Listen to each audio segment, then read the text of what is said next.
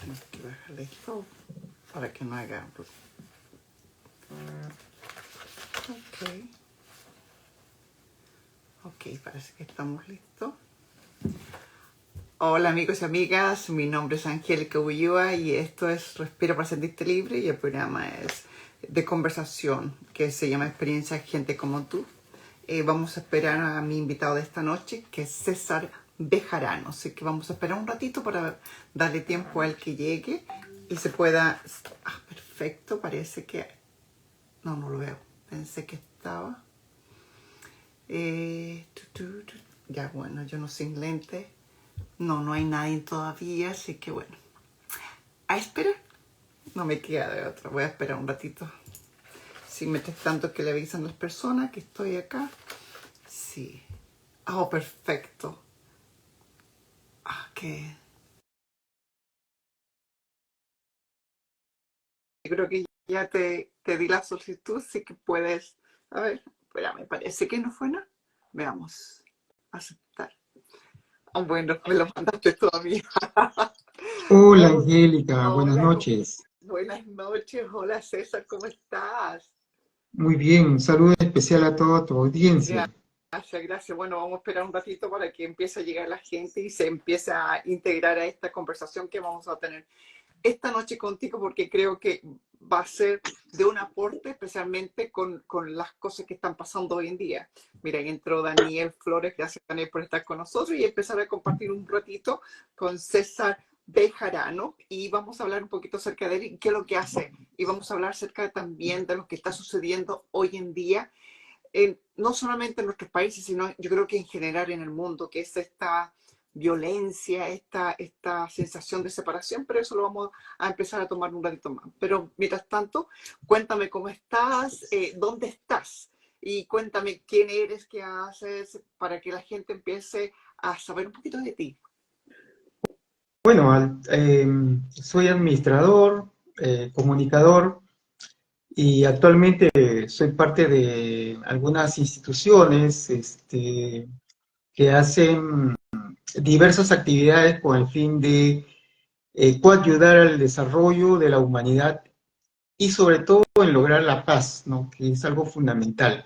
El otro punto es el manejo de nosotros mismos. Lo voy a explicar de una forma sencilla de cómo canalizar la violencia, porque en realidad el sistema en el cual estamos viviendo está lleno de violencia, ¿no? Lleno digamos, sensaciones o emociones negativas que al final nos terminan afectando y también, obviamente, según investigaciones, eh, generan enfermedades, ¿no? Y la idea es mejorar y seguir evolucionando como seres humanos.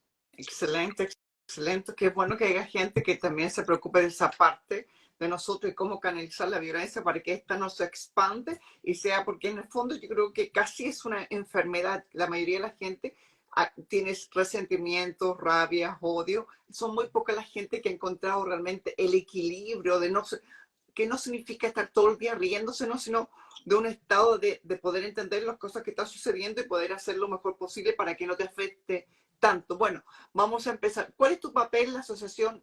Mira, yo no sé qué significa, pero CEHUM, Mundo sin Guerra y Sin Violencia. Así que explícame un poquito Bueno, acerca. son dos instituciones, el Centro de Estudios Humanistas Nueva Civilización, eh, que dentro de sus múltiples actividades desarrolla, por ejemplo, textos, hace conferencias internacionales cada 2 años, por ejemplo, y lo que busca es proponer la construcción de una humanidad sin violencia.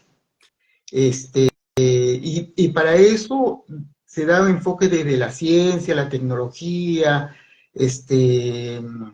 el arte, la cultura, ¿no? Y de esa manera, voy a dar un ejemplo. Por ejemplo, hace poco se desarrolló una conferencia internacional en Perú, antes de la pandemia, para ser exacto, y desde ahí se sacó un libro, y ese libro se ha ido distribuyendo gratuitamente a diversas instituciones, se ha estado regalando a diversas personalidades también, con la intención de que justamente recojan de ahí algunos aportes y los puedan aplicar en su día a día. De ahí Mundo Sin Guerra y Sin Violencia es una asociación internacional que está en más de 20 países en el mundo y que en algún momento ha participado en algunas sesiones de las Naciones Unidas justamente para promover el desarme nuclear.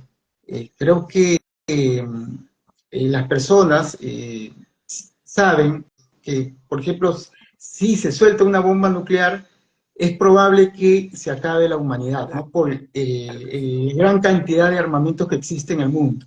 Entonces, la idea es lograr ese desmantelamiento de las armas nucleares, pero bueno, al menos estamos en intenciones, creo yo. Es muy difícil ahora, pero yo creo que en algún momento debemos de tener líderes en cada uno de los países del mundo con diversas ideologías que realmente tengan esa intención humanista de poder entender de que una bomba nuclear es la posibilidad de justamente destruir lo que tanto valoramos, la vida.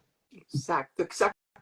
Fíjate que tú estabas hablando acerca del arte y la música. Yo me acuerdo que en la época mía, que fue hace muchísimo tiempo, pero cuando estábamos en la época de escuela mía, sí se enseñaba arte, se enseñaba música, se enseñaba artes manuales, se enseñaba pintura y todo eso se sacó del programa de educación y se integraron otras cosas, pero en realidad a través del arte, como tú dices, se puede también canalizar la rabia, la frustración, porque te vas relajando a través del arte. Creo que eso tendría que volver a colocarse. Creo que fue una muy mala decisión con respecto a la calidad de estudio, que hoy día la calidad de estudio que tenemos no es tan buena como debiera ser en base a toda la tecnología que tenemos. Dime una cosa, ¿qué significa la CEHUM? Es porque me Es, imagino que es una es, abreviación de algo. es Centro de Estudios Humanistas Nueva Civilización. Oh, eso significa Centro de Estudio Ujú. Humanista Nueva Civilización. Así Eso. es. Ok.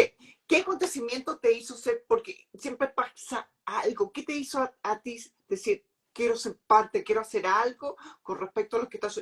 ¿Qué pasó en tu vida que te hizo ser parte de esta asociación?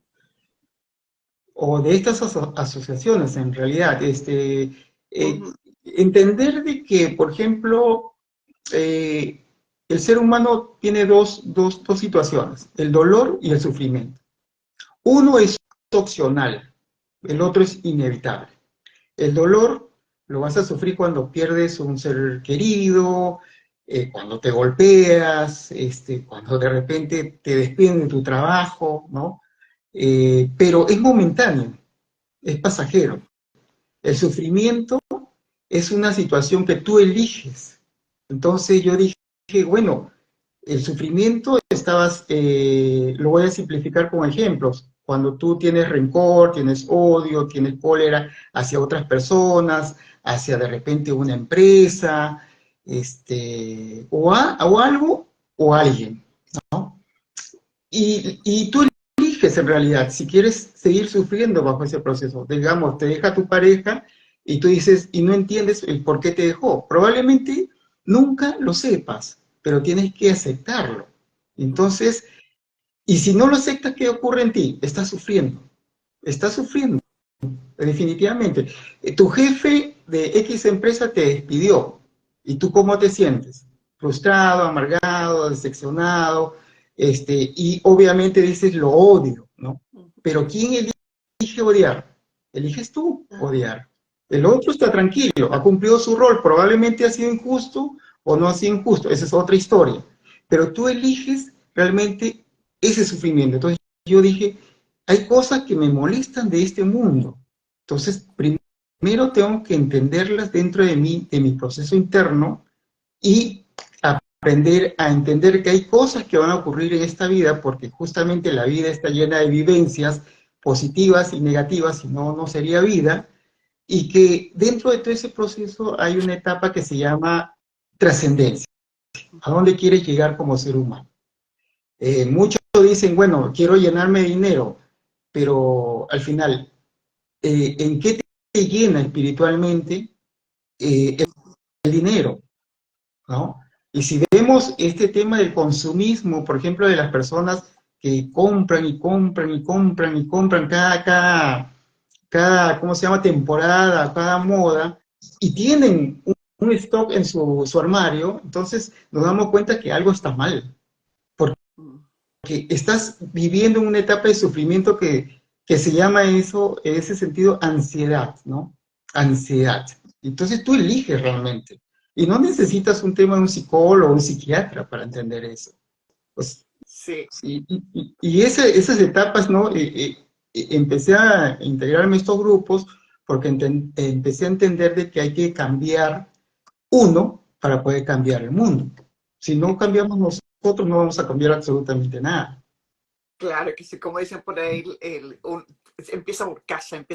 Con respecto a eso que acaba de decir acerca del dolor y sufrimiento, recuerdo que hace un tiempo atrás tuve un tema y justamente se tomó este tema acerca del dolor y sufrimiento, que el dolor no lo puedes evitar, pero el sufrimiento es opcional, como tú dices, y tomábamos digamos, el ejemplo de cuando uno da a luz está en proceso de parto, el dolor es inevitable, pero uno nunca sufre en ese sentido, ¿me entiendes? Entonces, eso era, y lo que tú decías también con respecto a que te enojas con el jefe, casi siempre las personas sienten mucha rabia por alguien, pero el que se está tomando el veneno es uno para que el otro se muera, y el otro, como tú dices, te está pasándolo bien, y a lo mejor dijo, bueno, después lo que me tocó, ya lo hice, se acabó, pero el que se toma el veneno es uno, y si se dieran cuenta que realmente es un veneno, porque intoxicas tu cuerpo, ¿ah? Y te envenena, o sea, te da gastritis, te sube la presión arterial, te da dolor de cabeza. Uno tendría que tener mucho más conciencia de los efectos que pasa cuando uno no sabe canalizar este tipo de sentimientos. Según tú, ¿qué ha sido lo que ha contribuido a esta locura que está pasando hoy en día y esta sensación de separación? Hablando digamos, de la guerra física que está pasando en Palestina, pero también hay una guerra en los sexos, hay una guerra en todo el mundo, hay una guerra, por ejemplo, si alguien coloca algo, viene algo, no, tú te ves fe. Hay una guerra en todos lados, no solamente digamos, Palestina, sino en todos lados, en las redes sociales, está el bullying, está de todo. ¿Qué tú sientes que ha contribuido para que haya esta sensación de separación y no la unidad que supuestamente tendría que ir? Porque recuerdo que los teléfonos celulares se hicieron para conectarse con la gente. Y lo que menos hay hoy en día es la conexión. Nos conectamos con gente que no está y nos separamos con la gente que está al lado tuyo. Se me cayó ¿cómo se dice? En clase. Esto. Bueno, cuéntame. A ver, bueno, las redes sociales, el Internet y la tecnología en general es parte de la evolución del ser humano.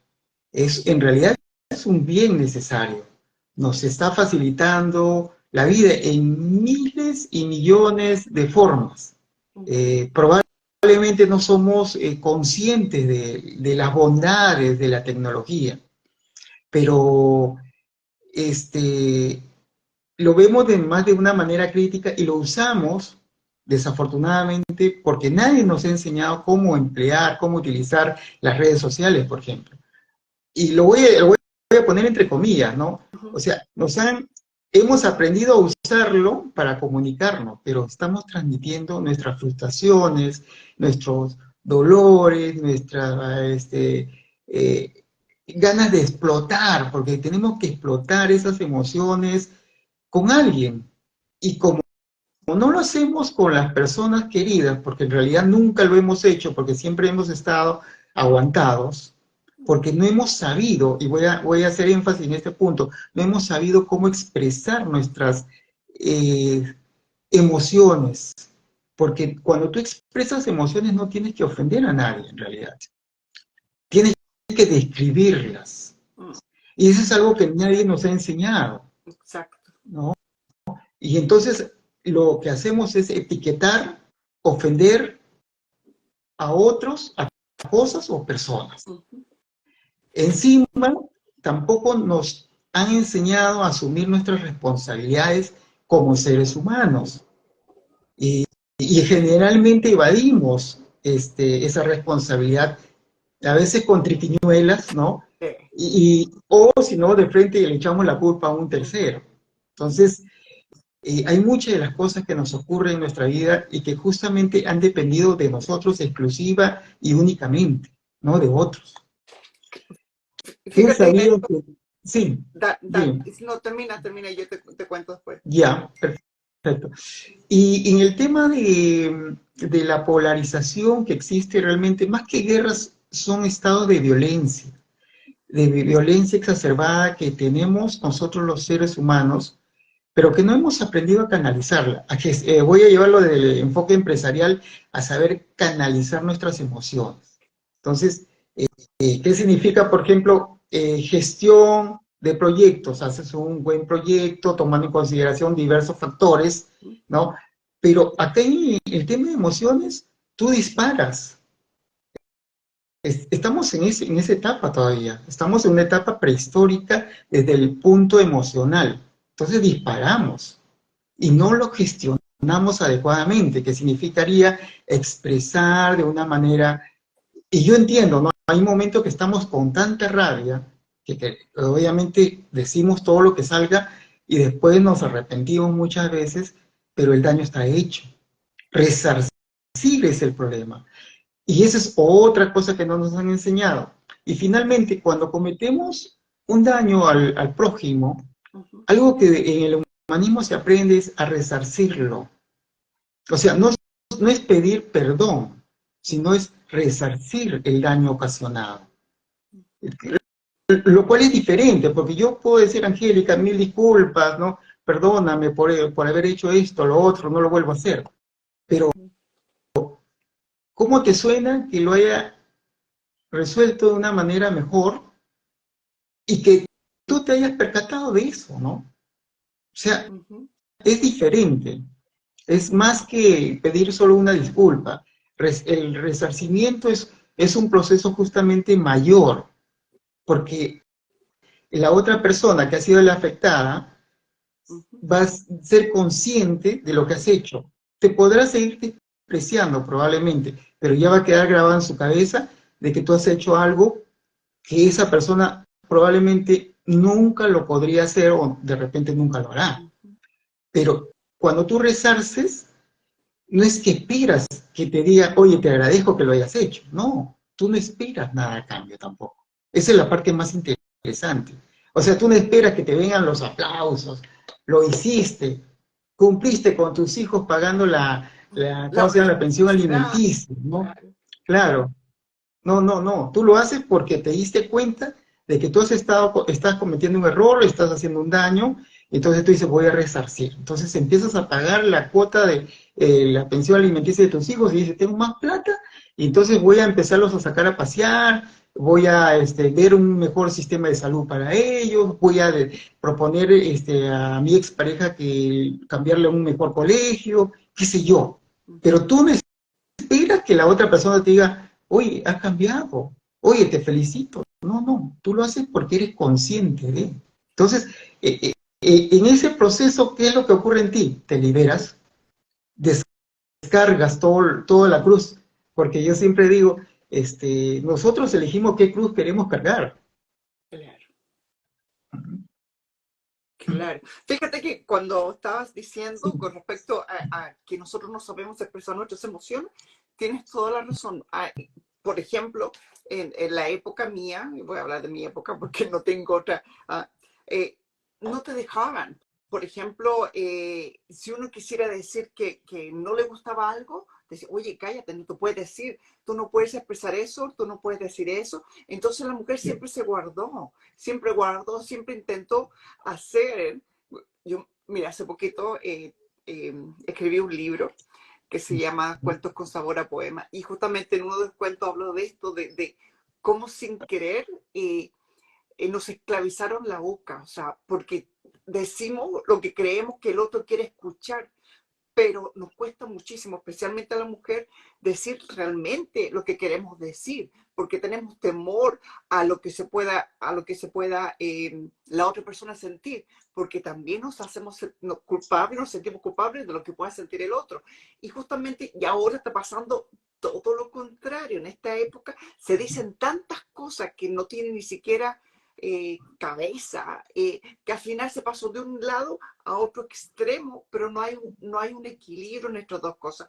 Y lo otro que tú decías con respecto a cuando uno comete un error y pide perdón, te cuento que el perdón sin acción, creo que las palabras son de repente la palabra, acuérdate que había una época en los 1800 que la palabra era la palabra de honor, el que hablaba dice, te doy mi palabra, y eso era casi el sello indiscutible que tú lo ibas a hacer y que nadie te podía poner en cuestión. ¿Será que lo hacen? No, o sea, hoy día la palabra no tiene ningún valor. Entonces, cuando alguien comete un error, qué bueno, porque a uno como mujer sí le gusta escuchar que te pidan disculpas, pero si esa palabra solamente está, oye, discúlpame, pero no hay ningún tipo de acción que realmente legitime y lo que está pasando, entonces es como el agua se fue y no pasó nada. Creo que hoy en día tenemos que justamente la palabra es muy importante, pero también la acción, que vaya con esa consecuencia con respecto a la acción para demostrar lo que tú dices al otro, que realmente tomé conciencia de que lo que estaba haciendo no era lo más correcto. Creo que ahí va, creo que lo que tú decías, lo decías muy bien, que hay que tomar responsabilidad. Hay cosas que a lo mejor no hicimos antes, pero nos dimos cuenta que en realidad estamos haciendo un daño, que en realidad a lo mejor en ese instante no éramos conscientes de lo que estábamos haciendo, lo que tú dices. Ok, Ujú. ahora pago el child support, ahora pago la escuela, ahora, y así voy demostrando. Y fíjate que también los niños van demostrando porque, y ahí yo tomo un poco la responsabilidad como mujer, que a veces nuestro dolor es tan grande que necesitamos decirlo, y lo decimos a las personas menos adecuadas, que es a nuestros hijos, y empezamos a decir, no, es que tu padre, no, es que tu padre, y en el fondo uno a veces también le hace daño a través de la palabra a los hijos. ¿Cómo tú crees que se puede contribuir a la paz hoy en día? Antes de responderte eso, Sí, voy a entrar con algunos temas, por claro. ejemplo, interesantes de entender. Por ejemplo, muchos hablan que la ideología nos ha dividido y nos ha subdividido. Ujú, En parte es cierto, la ideología, la religión, y nos podemos poner como excusa que nos han dividido mil cosas. Porque ujú, mira, voy a decir, por ejemplo, ¿quién no quisiera vivir en paz, con salud y en bienestar? Yo ujú, estoy seguro que toda la humanidad está totalmente de acuerdo con eso. ujú, Pero pregunto, ¿a quiénes les gusta comer arroz? Entonces la mitad del planeta me va a decir a mí sí y a mí no. ujú, Pregunto, de esa mitad que queda, ¿quiénes comen carnero? Entonces me va a decir de repente un tercio, me va a decir sí como carnero y el otro no. Y nos podemos subdividir y seguir subdividiéndonos por mil y un millón de razones. Nos dividimos por el fútbol, porque somos hinchas o simpatizantes de uno u otro equipo, sí, nos dividimos por las religiones, nos dividimos por las comidas, nos dividimos por iglesias, y entonces estamos etiquetados. Creo que el gran problema de fondo es las etiquetas que nos vamos poniendo, porque ahí nos vamos, como decirlo, encarcelando. Nos encarcelamos y encarcelamos a otros, porque etiquetamos. Nos dividimos también por las músicas, ¿no? Me gusta tal música y detesto, y digo, y detesto tal música. No acepto tal música. Cuando ujú, entendemos, no entendemos que son parte de etapas de la vida. ujú, En una época, el rock and roll, en los 60, ¿no? Era pues el boom en el mundo. No ujú, solamente en Estados Unidos, Gran Bretaña, era la tendencia. En los 80s, 90s era el techno, el new wave, el heavy metal, ¿no? Y de ahí sí, vino la etapa para Latinoamérica de la salsa, la consolidación de la salsa, de ahí vino la cumbia, ahora estamos con el reggaetón, y así pasará, ¿no? En los 70 creo que estábamos también con la moda de las baladas en español. Entonces, son etapas de la vida. Y nosotros tenemos que entender que las nuevas generaciones tienen otros gustos, otras preferencias. Y cuando no los aceptamos, los etiquetamos. Entonces creo que el gran problema son las etiquetas. Si estás a favor de Rusia, eres tal cual, etiqueta. Si estás a favor de Ucrania, eres tal cual. Pero yo pregunto, ¿cuántos de ellos realmente quisiera que el mundo esté en paz? Yo te aseguro que todos, pero no se han preocupado justamente del interés mayor. ¿Cuál es lo más importante en ese conflicto? La paz. No, sino que nos polarizamos, nos etiquetamos y nos encasillamos. Y pasamos al tema de Israel y Palestina.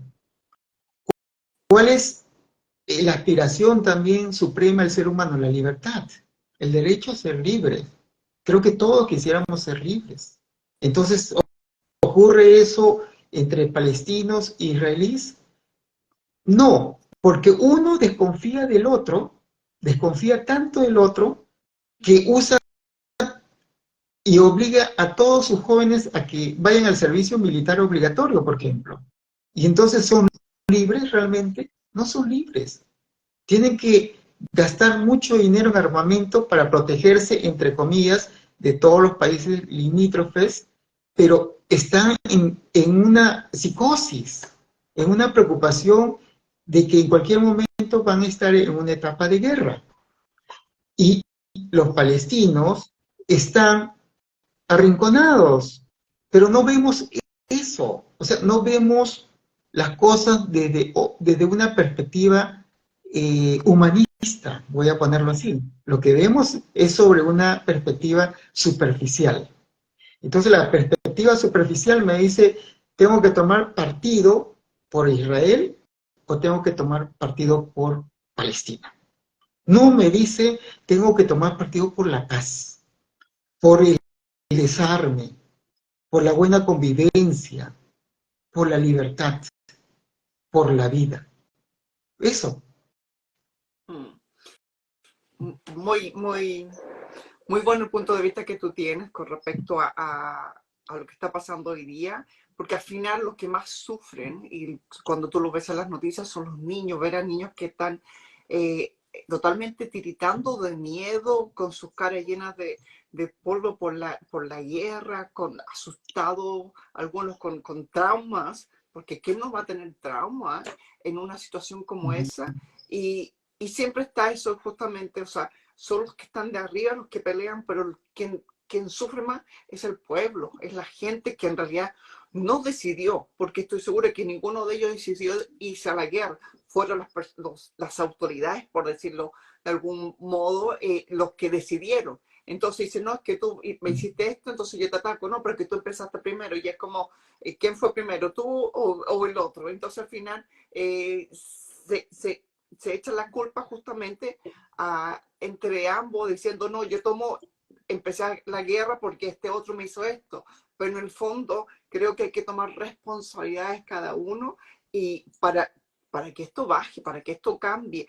Dime, porque hablamos acerca con respecto a qué es la paz, digamos, global, porque lo que tú dices es muy cierto, o sea, todos queremos paz, todos queremos salud, pero tenemos todos distintos conceptos de qué es la paz, de qué es el bienestar, y ahí está el problema, porque como yo pienso que yo tengo la razón de qué es lo que es la paz, y tu paz no concuerda con la mía, entonces yo voy en contra tuyo. Y dime, Cepsa, para ti personalmente, ¿qué es la paz? ¿Qué es la paz? Qué difícil de describirlo en realidad. Pero yo creo que es el sentirme en confianza con mi entorno. O sea, que sé que tengo alrededor mío amigos o seres humanos como yo, que entienden que lo mejor que hay en la vida es establecer una buena convivencia. Algo que ni siquiera, mira, hoy en día se cultiva y que ha cambiado, ¿no? Justamente con el uso de la tecnología y con los tiempos, porque paramos absorbidos en realidad, es que el sistema en el que vivimos de alguna manera nos ha deshumanizado. Hace 30 años, por ejemplo, voy a ponerlo así, 30 años, 40 años vamos a ponerle para un número así exacto, nosotros conocíamos y éramos amigos de nuestros vecinos, o sea, al menos los conocíamos bien, a todos.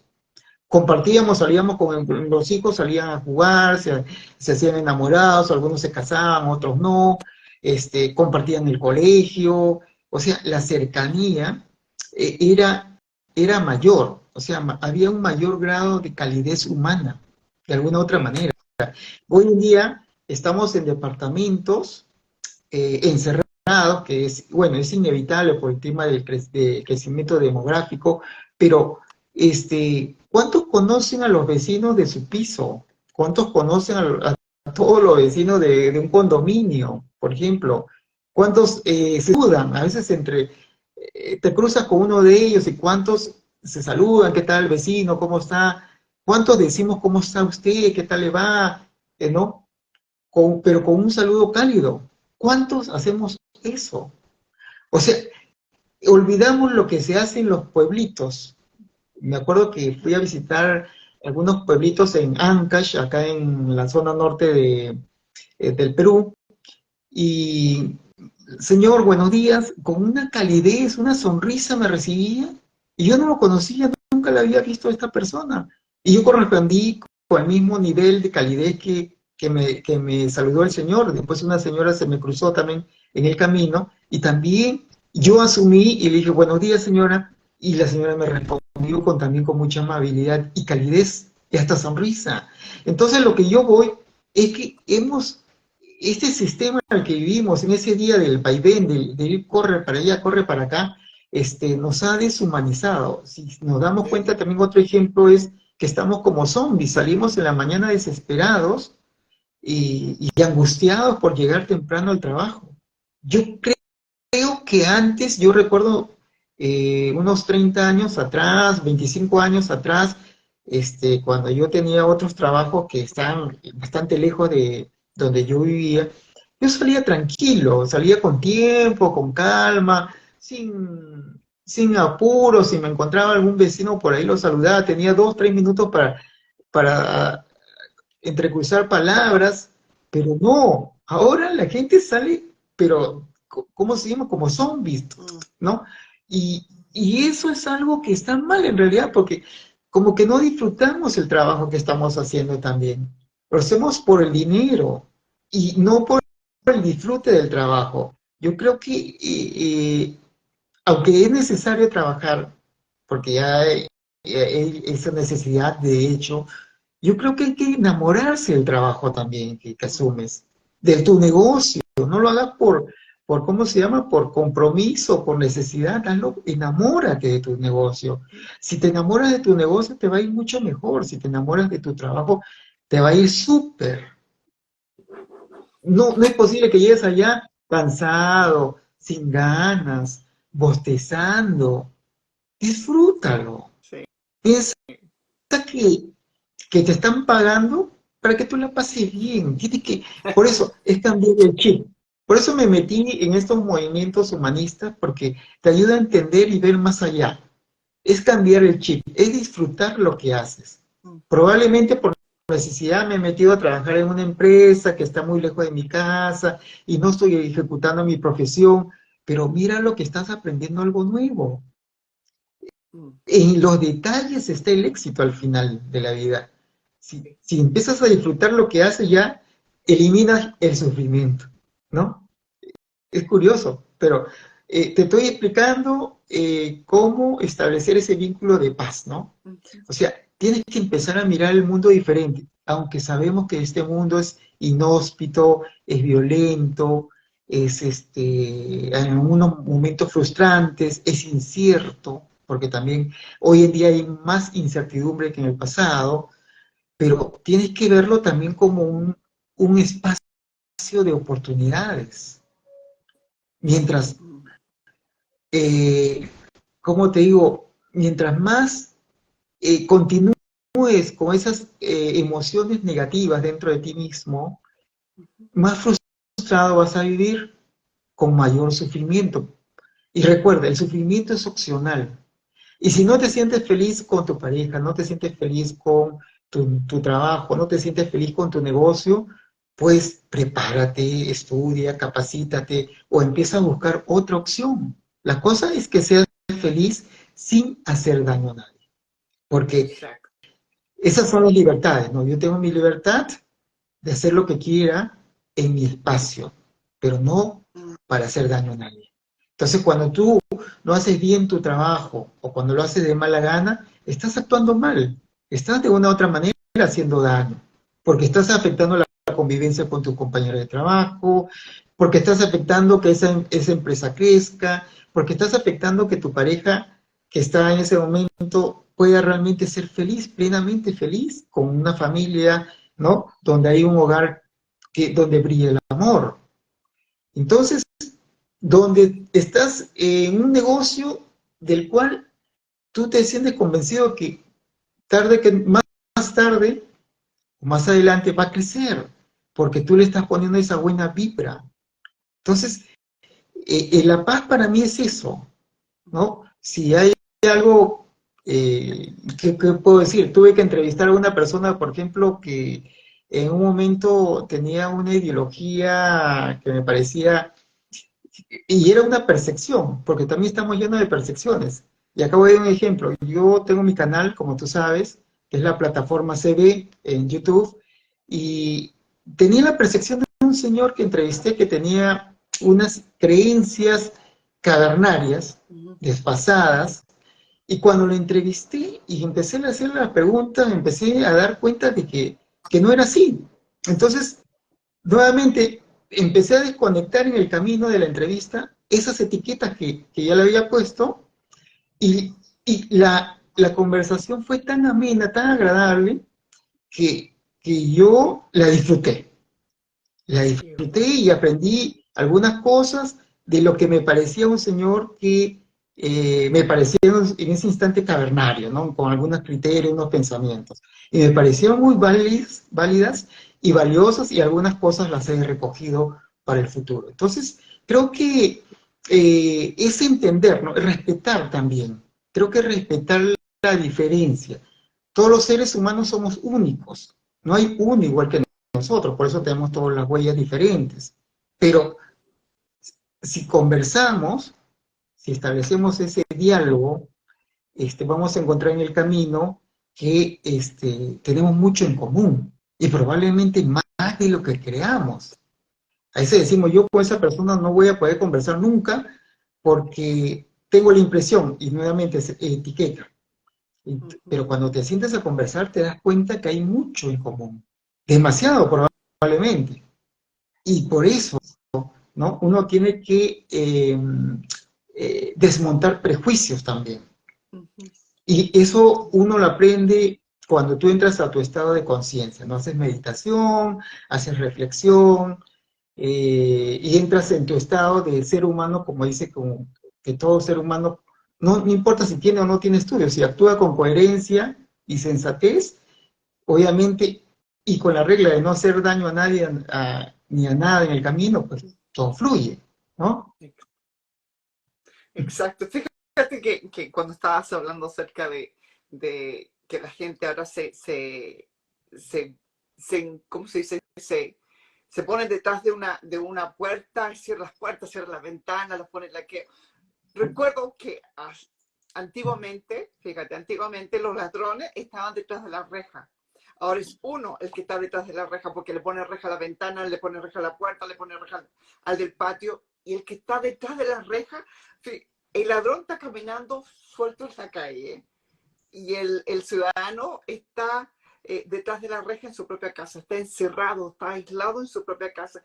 Creo que hay que cambiar eso, creo que hay que empezar a no aceptar cosas, no aceptar que cuando a alguien se toma porque se pilló, qué sé yo, eh, con una pistola, no puede ir y a la semana estar afuera en la calle como si nada, o le den arresto domiciliario. O sea, es como una burla para el ciudadano que cada vez se siente menos libre en su propia casa, en su propio sector, y ahí también hace que no me acerque a mi vecino, porque yo no sé si mi vecino es el ladrón que anda afuera. Entonces yo me acuerdo que en la época mía, voy a decir, ¿te acuerdas que estaba esa que decía, oye vecina, tiene una tacita de azúcar? Eso ya no existe. Eso ya no existe, que se juntaban, se visitaban entre los vecinos, compartían, hacían un asado. Eso ya no existe. Eso yo no sé qué pasó, pero se eliminó casi. Yo creo que lo que tú dices, no hay mucha gente que conozca a sus propios vecinos. Y a mí me pasó. Yo vivía en otra casa que al frente mío había una abuelita, que yo le decía abuelita, y que su marido se murió. Como yo era de las que estaba dentro de mi casa y yo lo que pasara afuera ni me enteraba, yo no me enteraba de nada, yo estaba en lo mío, mis hijas estaban chiquitas, así que estaba muy metida en mi mundo. Y cuando de repente, que a mí eso me afectó muchísimo, salgo afuera de mi casa y viene un vecino y me dice, ¿supiste lo que le pasó a tu vecina? Y le dije, ¿qué le pasó? Le dije yo, no sé. Me dice, oye, se le murió el esposo. Le dije, ¡ah! Dije, no sabía. Y me dijo esto que a mí, te juro que me dejó marcada. Me dijo, ¿cómo que no sabías? Me dijo, es tu vecina. Me dice, ¿qué clase de vecina tú eres? Hoy sentí que me tiraban un balde de agua fría, ¿sí? Ese mismo día, te juro, yo crucé, hablé con mi vecina, le pedí perdón. Y durante 4 años, todos los lunes, salí con ella porque no tenía carro. La llevé al cine, la llevé a hacerse las uñas, la llevé a hacerse el pelo, fuimos a comer y nos volvimos súper unidas. Fueron los 4 años más lindos de mi vida. Pero adivina que alguien de afuera tuvo que tirarme el agua fría para darme cuenta que a veces mi vecino, ella me necesitaba. Tuvo 4 años conmigo después, como digo yo, regresó a casa. Ella pasó a otro estado.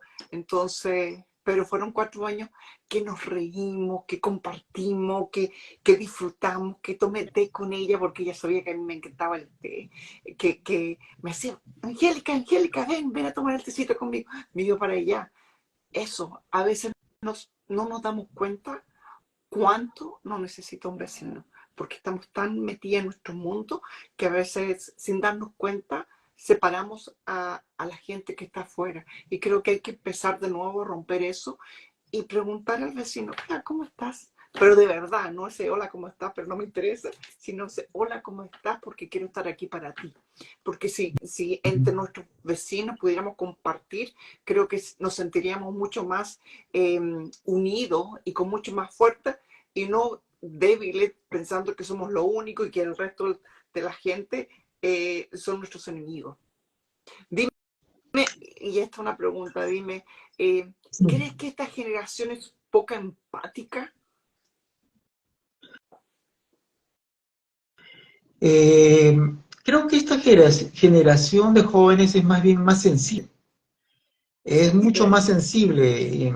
Veo como, por ejemplo, la rotación en los puestos de trabajo es fuerte, es más del 300, por ejemplo. Y en nuestra época eso no se daba, ¿no? Tú entrabas a un trabajo Te quedas y ahí. claro, y si decías ya, uy, acá me quedo, ¿no? Y en Latinoamérica, en la mayoría de los países de Latinoamérica, por el tema de derechos laborales, decía, ya tengo mi estabilidad y acá me agarro con uñas y dientes, ¿no? Y acá nadie me saca. Pero hoy en día no, más bien los jóvenes son más sensibles, están en búsqueda, están en búsqueda. Muchos no saben, o la gran mayoría no sabe de qué realmente, pero algo que sí yo he percibido conversando con escolares, en algunos talleres, es que ellos quieren vivir tranquilos, o sea, no quieren que nadie les moleste. Yo creo que ese es un bonito principio, o sea, no quiero que me molesten. Perfecto. Lo que tienes que aprender es a no molestar a nadie. Entonces, Exacto, exacto. tienen la mitad ya bien claro, tienen bien claro esa visión. Yo no quiero que nadie me moleste, no quiero que nadie me incomode, ¿no? Entonces te falta la otra mitad. No fastidies a nadie, no incomodes a nadie, respeta, al prójimo y ya lo tienes. Y si aplicamos ese principio completo, yo pienso que los conflictos y la violencia que hay afuera también se va a reducir. Claro, también tenemos que aprender a canalizar y a gestionar el fanatismo, porque el fanatismo es como que te pone una venda en los ojos, te anula tu nivel de reflexión, de análisis, y bloquea la inteligencia, así, total. Y el fanatismo es como una terquedad, ¿no? Una terquedad hacia algo, te aferras hacia algo, y acá sufres más, ¿ah? Es increíble, porque cuando empieza a desmontarse eso en lo cual tú creías férreamente, tu sufrimiento se va volviendo mayor y mayor y mayor. Y eso es terrible para aquellos que se aferran a algo que muchas veces es desfasado o que ya no es inservible. Doy siempre este ejemplo cuando participo en algunas charlas. Digo, mira, tú no puedes tratar la crisis que vive la humanidad con cosas que probablemente fueron exitosas, medianamente exitosas en el pasado, porque el siglo XXI viene con nuevas variables. Lo voy a poner para nuestros amigos en un ejemplo empresarial. Tienes tu negocio y antes no existía la tecnología, por ejemplo. Entonces tú hacías tu marketing con volantes, con tarjetas de presentación, con afiches, y ganabas clientes con eso. Se acababa, perfecto. Pero hoy día estamos en el siglo XXI y tienes la tecnología, tienes la Big Data, tienes TICS, tecnología de la información y la comunicación. Y lo voy a poner un poquito más, tienes las redes sociales. Entonces, si tú vas a seguir volanteando, pegando afiches en los postes de las calles, ¿a qué gente le estás tratando de captar? ¿Qué tipo de gente estás tratando de captar? Gente que ya no está, porque hoy día está metida en su celular, viendo mensajes, entonces tú tienes que invertir en las redes sociales. Inclusive, vender por las redes sociales. Y si sigues vendiendo así de la otra manera, tu negocio está condenado al fracaso. Imagínate, antes de que apareciera el televisor, vamos a imaginar a Coca-Cola, que vendan solamente en bodeguitas sin la televisión. No sería tan grande como lo que es ahora. Pero vamos a relojes Seiko, ¿no? Estos relojes Seiko, ahí está. Este es el mejor ejemplo, los relojes a cuerda. Porque no evolucionaron, apareció Casio y Citizen y se apoderaron del mercado. Y Seiko ya no existe. Porque no evolucionó, no entendió. Entonces, las realidades han cambiado un montón. Pero políticamente, y acá no voy a mencionar cuáles o quiénes, pero políticamente hay muchas personas que están arraigadas a ideologías o creencias de que ciertas propuestas del siglo XIX, del siglo XVIII o inicio del siglo XX pueden solucionar los problemas que tiene la humanidad en el siglo XXI, cuando en realidad es otra, el escenario es otro. Tenemos un gran problema, por ejemplo, que es la crisis climática. Y por otro lado tenemos algo bueno, que es la tecnología. Tenemos la robótica. Entonces, entendiendo que hay otras variables, y estos son solo dos ejemplos, porque son visibles, ¿crees que con algo del pasado puedes solucionar los problemas de la humanidad del presente y construir un mejor futuro para todos? No. Entonces, es así de complejo. Y lo llevo a la medicina. Tú ibas antes al boticario, con este ejemplo termino, tú vas al boticario, tengo una tos, señor. Ok, te da un jarabe para la tos, lo tomas, te calma, pasa un tiempo, de nuevo te vuelve la tos con fiebre y la nariz tupida y le dice, señor, ¿sabe qué? Al boticario le dice, ¿sabe qué? Tengo tos, tengo fiebre y tengo la nariz constipada. Y te da un antigripal y te da luego ese mismo jarabe o de repente otro jarabe para la tos, pero es para la tos. Pasa un tiempo más, señor, ¿sabe qué? Estoy con tos, estoy con la nariz constipada, tengo fiebre, pero estoy empezando a botar sangre por la boca. Y el boticario te va a seguir dando antibióticos para una posible bronquitis, pero no te curas. Y sigues volviendo al médico y te va dando antibióticos más fuertes, pero no te curas. Hasta que terminas de hacer un diagnóstico profundo y te dicen que tienes TBC o te dicen que tienes un cáncer pulmonar. Entonces, ¿crees que ese medicamento que te estuvo dando el boticario por tanto tiempo te hubiera curado? ¿Por qué no hiciste los análisis respectivos antes?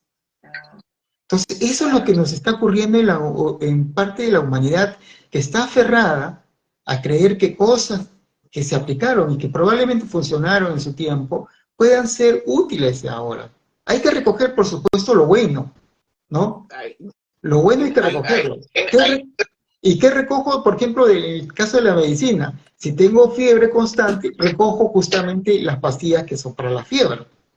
Pero no puedo recoger el jarabe para la tos, porque tengo otra enfermedad más complicada.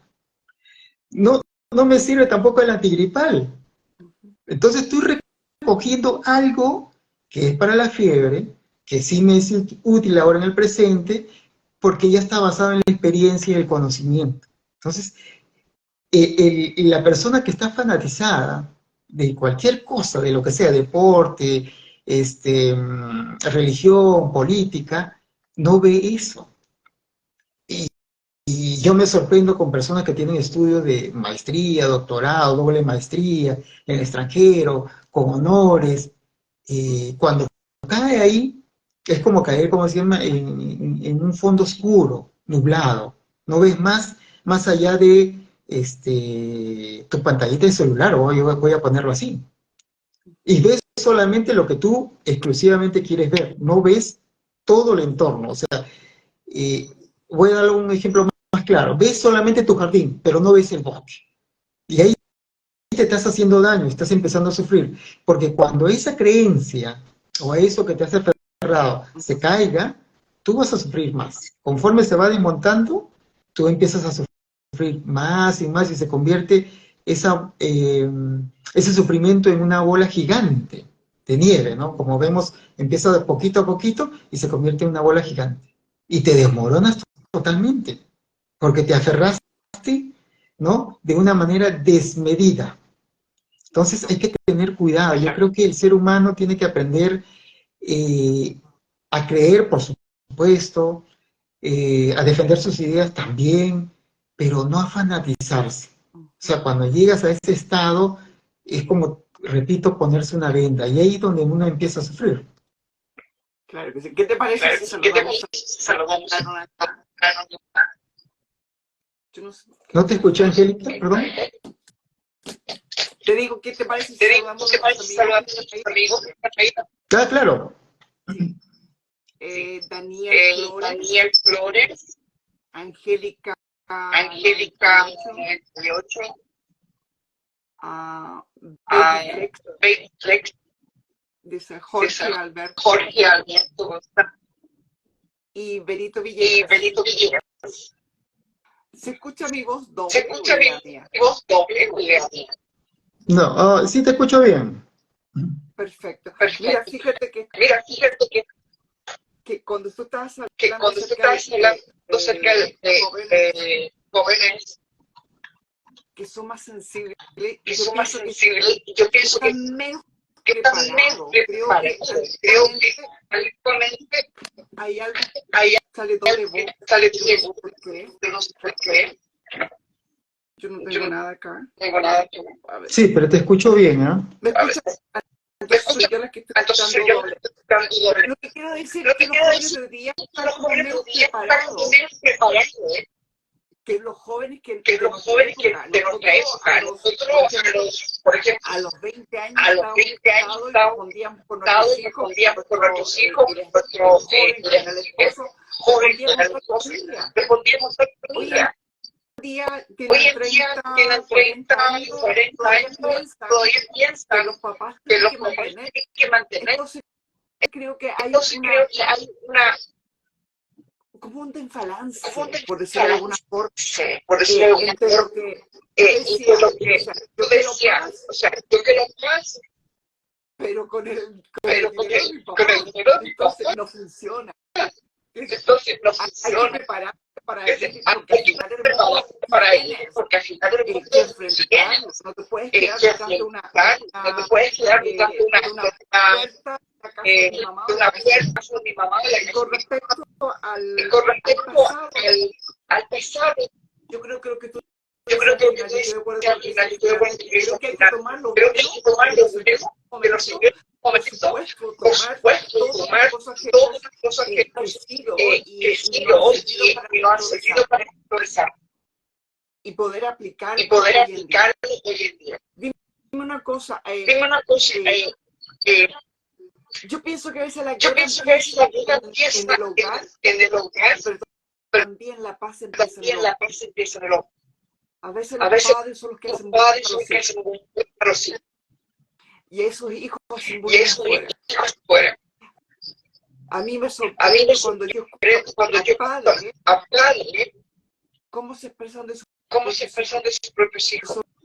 son los peores Son bullying los que pueden peores haber. bullies que pueden Están haber. tratando de parar una Están guerra, tratando de declarar mi idea, para aprender cómo hablar, cómo empezar a expresar aprender cómo hablar, cómo expresar lo que lo sentimos que para que este sentimos hijo para que que está este hijo recibiendo que ese está mensaje recibiendo ese mensaje sepa que lo que yo quiero es sepa que que cambie lo tu que yo quiero es que cambie su comportamiento, comportamiento, pero no significa pero no que no te significa ame.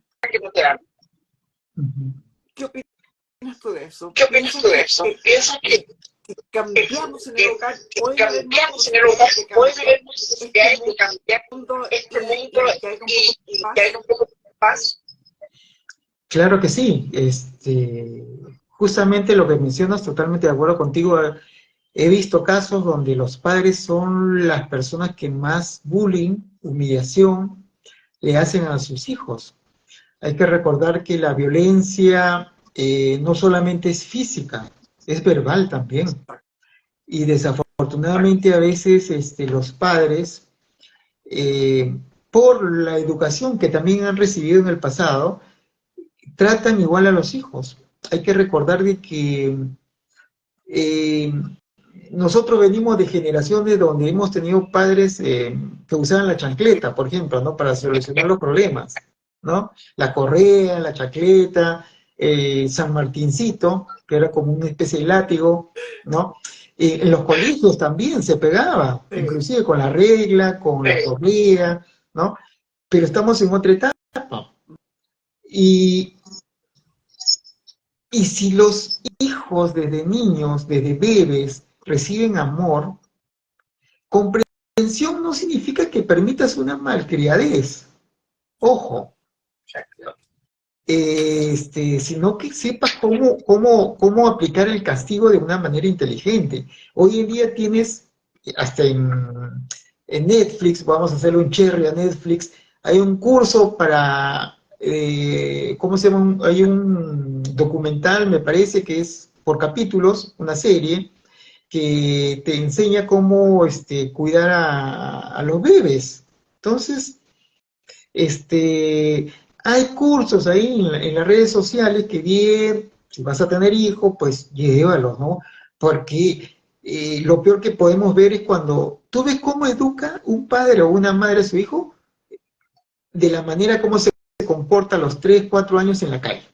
Si hace un berrinche, si zapatea, se tira al suelo, todo eso, significa que esos padres no están criando adecuadamente a sus hijos, no están haciéndolo, no están dándole una buena formación, así de simple.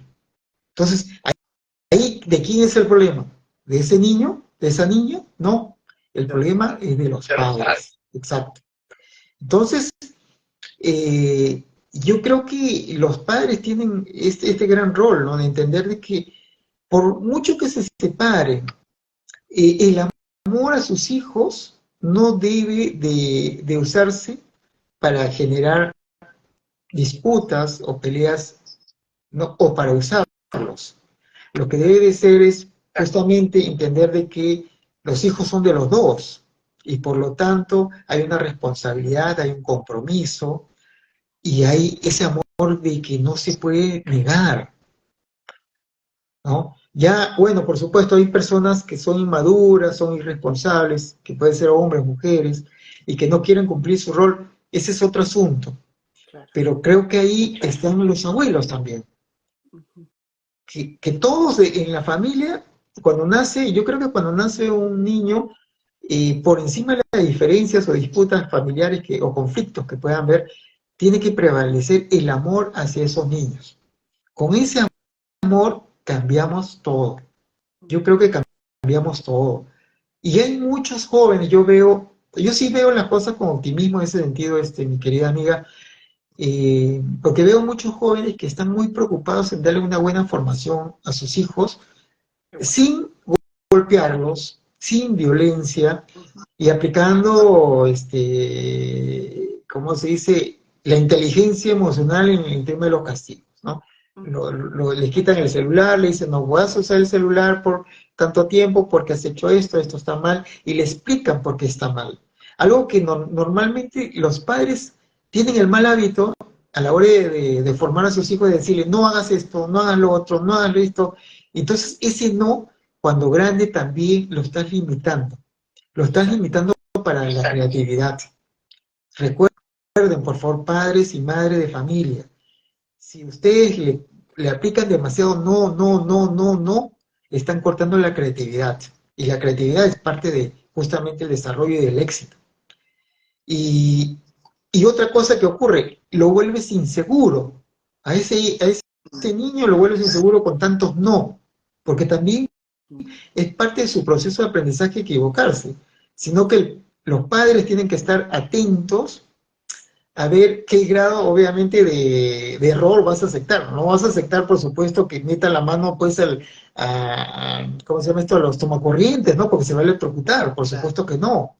Pero, por ejemplo, que pinte un papel, que pinte un cartón, que probablemente es útil, no está de más. De repente es un pintor, habilítale algo para que dibuje, para que haga sus garabatos, cómprale cartulina, o sea, tiene que dejar que también explore. Y eso es otra cosa. Limitamos a nuestros hijos a que hagan lo que nosotros hacemos, o hicimos, o nos hicieron hacer. Y ahí también le estamos haciendo un daño a nuestros niños, ¿no? Porque a nosotros nos cortaron la libertad, a los hijos también les cortamos la libertad. Entonces hay que saberles manejar esa libertad con inteligencia, creo yo, y entender que los tiempos también han cambiado. Entonces yo, por ejemplo, tuve a mis nietos cerca y les habilitaba unos libritos Coquito, y donde pintaban, dibujaban, garabateaban, etcétera, y ahí como jugando, hacen, hoy en día que ya son grandes, hacen sus diseños, se inspiran para crear sus vestimentas, y son más libres. Yo los veo más libres en comparación con otros niños más o menos de esa edad. Tienen más criterio también para cuidar las cosas, valorar, etcétera. Y les gusta, por supuesto, hacer teatro, hacer baile, estudiar piano, etcétera. Yo creo que esas cosas, cuando tú no le cortas y cuando no le metes demasiados no en el camino, le ayudan. En lugar de decirle no, explícale por qué no debe hacerlo. Y eso es algo que a nosotros no nos han enseñado, inclusive el colegio, ¿no? Esa no es la respuesta nada más, y no te dicen por qué no es la respuesta, por ejemplo, el profesor. ¿No? Sino que de frente, ay, tú tenías que hacerlo de nuevo, ¿no? Te hace bullying encima. Entonces, te mete miedo, en lugar de generar personas con una autoestima alta. Yo creo que los padres tienen el rol de generar a sus hijos una autoestima, igual que los profesores. Entonces, porque tiene que ver un equilibrio, ¿no? Si los padres también han formado bien a sus hijos y van al colegio, esperan también, por supuesto, recibir de los profesores lo mismo, ¿no? Para poder mantener una continuidad. Pero si el profesor le dice, esa no es la respuesta, siéntate. Y que salga el otro, esa no es la respuesta, tampoco siéntate. Pero no hay una explicación de cómo hacerlo nuevamente, entonces estamos mal. Y finalmente entender que hay un tema de inteligencias múltiples también. Entonces los profesores, yo sé que después varios profesores van a ver esta entrevista, entender de que hay alumnos que tienen o que han tenido, que tienen más predisposición por las letras, otros por la ciencia, otros por el arte, otros por los números. Entonces, tienes que trabajar con ellos, con esas variables, y entender que tengo que trabajar un poco más con los que tienen, pues, dificultades, por ejemplo, para las letras. Tengo que trabajar un poco más con los que tienen dificultades con las matemáticas, que tengo que trabajar un poco más con los que tienen dificultades para el arte. Por ejemplo, yo en el colegio tenía dificultades para el arte, para la pintura, el dibujo. Era un cero a la izquierda. Y tenía una profesora en secundaria que en lugar de motivarme, me hacía bullying. Pero llegaba la otra profesora, que también era de formación laboral, me acuerdo, pero enseñaba música, y miraba que yo hacía mis garabatos ahí intentando hacer, ¿no?, más o menos lo que la profesora de arte me había pedido, y me decía, César, me daba una palmadita, y me decía, sigue, sigue, sigue, está bien, estoy mirando que has dibujado una vaca abstracta. O sea, la profesora miraba, mira, la profesora miraba lo que yo miraba, ¿ya? Pero yo no sabía lo que era un dibujo abstracto en esa época. No lo entendía, ¿ya? Y esta profesora, que también le encantaba el arte, que era profesora también de arte, me decía, César, te felicito, has dibujado una vaca abstracta, de una manera abstracta. Y venía mi profesora y me chantaba, ¿no? Me decía, oye, qué mal que has dibujado, 0,5. Bueno, lo has intentado, has pintado bien, 0,8, ya te pongo, listo, ¿no? Y es como te digo, es como el profesor empieza también a tener otra mirada de lo que es el arte, de lo que hacen los alumnos, ¿no? Yo creo que hay muchas cosas eh, para conectarnos entre profesores y alumnos, entre padres e hijos, entre seres humanos en realidad, y y tener esa mirada desde otra perspectiva, ¿no? O sea, no estar tan segmentado, tan encuadrado o cuadriculado, como hemos dicho en algún momento, ¿no? Hay personas que son tan cuadriculadas que no entienden, decimos, ¿no? Pero cuando tú te abres, ves la vida desde otra perspectiva. Esa es la realidad. Sí, yo creo que es enganchante cuando ya me meto en un cuadrado, todo panorámico. Yo creo que ya se nos terminó la hora. Me encantó esta conversación. Tu pensamiento para poder compartir con la gente que está escuchando. Quisieran seguir dónde te ir para encontrar lo que has hecho, cómo estás, ¿cómo se llama tu programa de YouTube? ¿Puedes repetir de nuevo?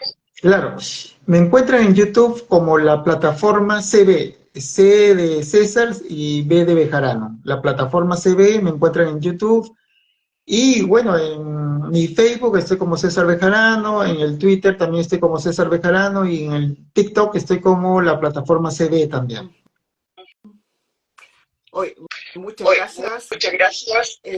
Y si me permite, invitar a toda tu audiencia que tenga algo valioso que quieran proponer o compartir con la humanidad, son bienvenidos, ¿no? Son bienvenidos porque yo creo que en el camino me he encontrado con muchas personas, muchos profesionales.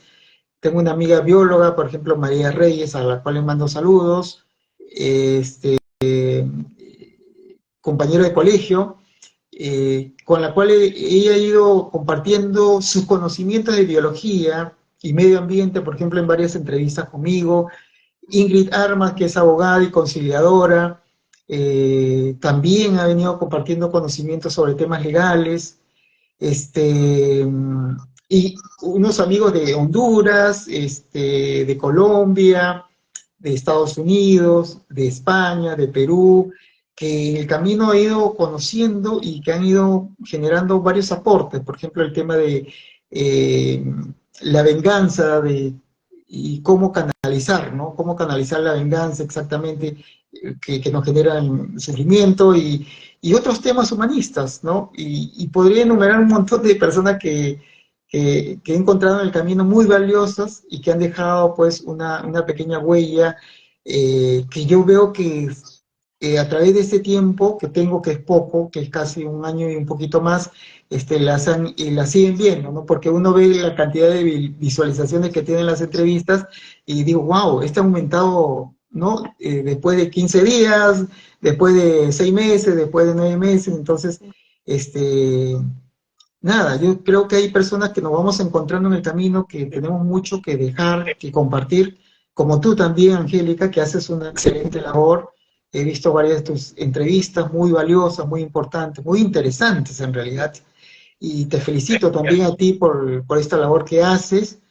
Y así nos vamos encontrando en este mundo. Yo creo que hay gente personas de muy buena voluntad que tienen mucho que dar y que a veces necesitan un espacio. Yo creo que tú, tu espacio, mi espacio y otros espacios que hay en el mundo son pues esos lugares donde siempre vas a ser recibido con calidez para compartir lo mejor de ti, ¿no? Muchas gracias. Gracias. Ir al tema acerca de la paz. Nosotros, estaría yo Como estar en estar en paz, entregar lo entregar lo mejor de cada uno de cada uno y unirnos. y Porque al final, esta esta gran gran casa casa que se llama todos mundo, nosotros, y todos nosotros, más que vecinos, más que somos vecinos, somos hermanos. Muchas gracias, César, Muchas por haber gracias, César, por haber estado en en esta gente gente como tú. Bendiciones a a todo uno, a todos, a todos, a todos. Buenas noches. Buenas Hasta noches, la hasta la próxima. próxima. Adiós. Adiós. Un abrazo a todos. Chao. Chao. Chao, chao.